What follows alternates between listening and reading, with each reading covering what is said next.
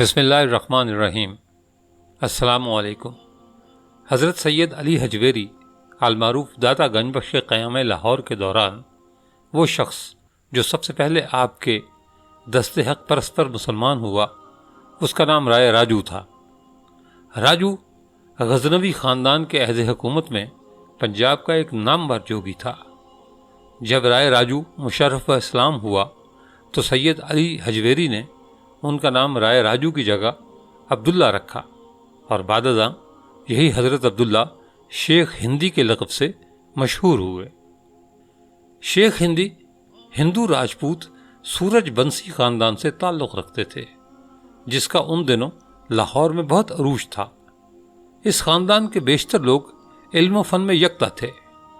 رائے راجو لاہور میں ہی پروان چڑھا اور اس نے اپنے دور کے مذہبی ہندو علوم میں ایک ممتاز مقام پیدا کیا۔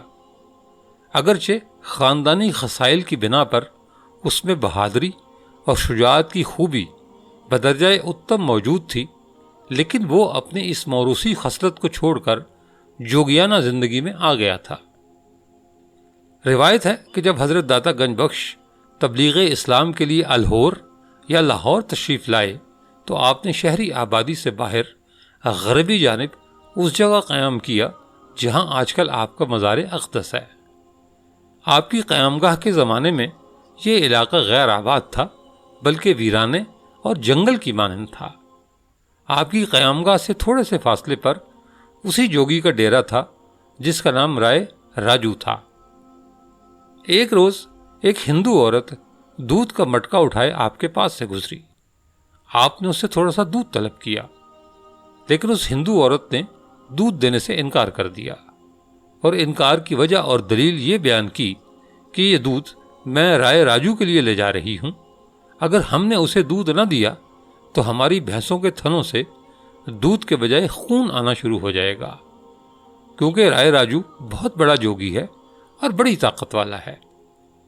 اس پر حضرت داتا گنج بخش مسکرائے اور فرمایا کہ بڑی طاقت والا تو اللہ ہے، آج دودھ اللہ کی راہ میں مجھے دے دو، اللہ تعالیٰ تمہاری بھینسوں کے دودھ کو لہو بننے سے ضرور بچائے گا۔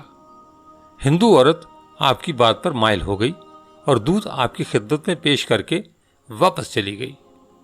اگلے روز اس نے اپنی بھینسوں کا دودھ دھویا تو اس میں بہت زیادہ اضافہ ہوا، بلکہ دودھ کی مقدار اس قدر زیادہ ہو گئی کہ اس کے گھر کے سارے برتن دودھ سے لبالب بھر گئے، لیکن پھر بھی پستانوں میں ابھی دودھ باقی تھا۔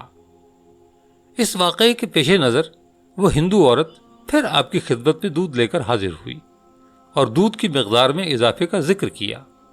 یہ واقعہ آن کی آن میں سب گوالوں میں پھیل گیا، جسے سن کر جوگی کو دودھ دینے والے گرد و نواح کے تمام گوالوں نے جوگی کو دودھ دینا بند کر دیا اور اپنے مویشیوں کا دودھ کا کچھ حصہ حضرت داتا گنج بخش کی خدمت میں پیش کرنا شروع کر دیا۔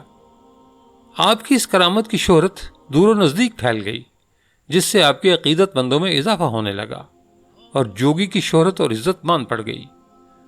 اس پر جوگی کے دل میں حاسدانہ جذبات بھڑک اٹھے اور وہ بہت آگ بگولا ہوا کہ اس فقیر نے کیا کر دیا ہے۔ غصے کی حالت میں اپنے ایک قریبی چیلے کو معلومات حاصل کرنے کے لیے آپ کی خدمت میں بھیجا، مگر کافی دیر تک وہ واپس نہ آیا۔ پھر آگے پیچھے کئی چیلوں کو بھیجا، لیکن جو حضرت کے پاس جاتا وہ واپس نہ آتا۔ آخر رائے راجو خود آپ کے پاس آیا اور کہنے لگا کہ اگر واقعی آپ اللہ تعالیٰ کی فقیر ہیں تو کوئی کرامت دکھائیں۔ آپ نے جواب دیا کہ میں کوئی شوبداگر نہیں، بلکہ اللہ کا ایک عاجز بندہ ہوں۔ البتہ تمہیں اگر اپنے کمالات پر ناز ہے تو تمہارے پاس جو کچھ ہے دکھا دو۔ رائے راجو کا اپنے کمالات دکھانے کا مقصد یہ تھا کہ لوگوں پر اس کی مافوق الفطرت طاقت رکھنے کا سکہ جم جائے اور لوگ حضرت داتا گنج بخش کی طرف مائل نہ ہوں، بلکہ اسی کے عقیدت مند رہیں۔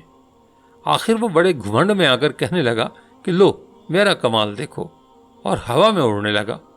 جب وہ اڑتا ہوا کافی بلند ہو گیا تو حضرت داتا گنج بخش نے اپنے جوتوں کو حکم دیا کہ جاؤ جوگی کو مالش کرتے ہوئے واپس لے آؤ۔ جوتے اوپر جا کر جوگی کے سر پر پڑنے لگے، جس کی وجہ سے وہ زمین پر آ گیا۔ جب جوگی کا تمام علم اور جادو بے اثر ہو گیا تو حضرت داتا صاحب کی توجہ سے اللہ تعالیٰ نے جوگی کو وہ بصیرت عطا فرمائی جس سے وہ حضرت داتا گنج بخش کا مقام و مرتبہ دیکھ سکے۔ جب حجاب اٹھ گیا تو جوگی فوراً آپ کی بزرگی کا اعتراف کرتے ہوئے آپ کے قدموں میں گر پڑا۔ حضرت داتا گنج بخش کے لطف و کرم سے حق تعالی نے اس جوگی کو توفیق توبہ عطا فرمائی اور داتا صاحب نے ایک ہی نگاہ التفات سے اس کے ظاہر و باطن میں انقلاب برپا کر دیا۔ نور اسلام کی ضیاء پاشی سے اس کا قلب منور ہو گیا اور وہ حضرت داتا گنج بخش کا صدق دل سے گرویدہ و معتقد ہو گیا اور برضا و رغبت حضرت کے دستے حق پرست پر مشرف بے اسلام ہوا۔ چنانچہ حضرت نے اسے اپنی بیعت میں لے لیا اور اسے صراط مستقیم پر گامزن کر دیا۔ اسلام قبول کرنے اور حضرت داتا گنج بخش کی مریدی اختیار کرنے کے بعد شیخ ہندی نے آپ کی صحبت اور خدمت کا راستہ اختیار کر لیا۔ شیخ ہندی نے تھوڑے ہی عرصے میں دین اسلام کی تعلیم حاصل کر لی اور ساتھ ہی ساتھ حضرت کی توجہ سے باطنی علوم پر بھی دسترس حاصل کر لی۔ بڑھاپے کے باوجود شیخ ہندی نے بے حد عبادت و ریاضت کی، جس کی وجہ سے داتا صاحب نے شیخ ہندی کو اپنے قرب میں ایک خاص مقام عطا فرمایا۔ ان کی باقی زندگی اپنے ہادی و رہنما کی خدمت اور یاد الہی میں گزری۔ وہ اپنے پیر و مرشد کے چشمہ علم و عرفان سے فیضیاب ہوتے رہے اور حضرت کے فیوز و برکات اپنے دامن میں سمیٹتے رہے۔ جب آپ ہر طرح سے شریعت و طریقت میں کامل ہو گئے تو داتا صاحب نے انہیں اپنا جانشین بنا دیا اور نیابت کے اعزاز سے سرفراز فرمایا۔ آپ نے ضعیف العمری میں اپنے مرشد کے حکم پر شادی کی اور پھر انہیں کی دعا سے اللہ تعالیٰ نے انہیں اولاد نرینہ عطا فرمائی، جس سے آپ کا سلسلہ نسب آگے چلا۔ کہا جاتا ہے کہ 12 پشتوں تک ایک ہی اولاد نرینہ اس خانوادے کا مقدر رہی، لیکن مغل شہنشاہ جلال الدین محمد اکبر کے عہد میں خاندان کے افراد نے مل کر داتا صاحب کے مزار پر خصوصی دعا کی، جس پر اللہ تعالیٰ نے شیخ ہندی کے خانوادے میں بتدریج اضافہ فرمایا۔ شیخ ہندی اپنے مرشد کے وصال کے بعد بھی کافی عرصہ زندہ رہے اور 120 سال کی عمر میں آپ کا انتقال ہوا۔ آپ کو داتا صاحب کے مقبرے کی مشرقی جانب دفن کیا گیا۔ اس وقت آپ کی قبر داتا صاحب کے مزار کے اس حصے میں موجود ہے جو خواتین کے لیے مخصوص ہے۔ سینکڑوں سال گزر گئے لیکن لاہور اور اس کے آس پاس کے گوالے آج بھی حضرت داتا گنج بخش کے عرس کے موقع پر اپنی بھینسوں کا سارا دودھ مزار کی نظر کرتے ہیں۔ ان 3 دنوں میں پورے لاہور میں دودھ کی قلت ہوتی ہے، لیکن داتا صاحب کے مزار پر خالص دودھ کی سبیلیں لگتی ہیں۔ دوستو، یہ تھا آج کا واقعہ۔ کامنٹ کر کے اپنی قیمتی رائے سے ضرور آگاہ کیجیے گا۔ ملتے ہیں اگلی ویڈیو میں۔ اپنا بہت سا خیال رکھیے گا۔ اللہ حافظ۔